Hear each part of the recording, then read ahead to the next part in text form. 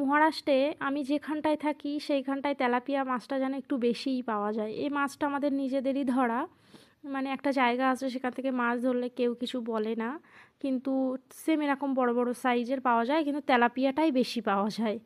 আর এটা আদা রসুন জিরে হলুদ লঙ্কার গুঁড়ো এইসবগুলো দিয়ে তারপরে ফিশ ফ্রাইয়ের যে মশলাটা সেটা দিয়ে মাখিয়ে একটু ম্যারিনেট করে রেখে দিতে হয়, দিয়ে তারপরে ভাজা করলে এটা যে এতটা ভালো লাগে খেতে।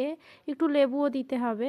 মাছটার সাইজ কতটা বড় আর কতটা চওড়া, মানে অনেকটাই বড়। এটা অ্যাকচুয়ালি তেলাপিয়া বলে নাকি মনোপিয়া বলে আমার জানা নেই, আমি তো জানি তেলাপিয়া।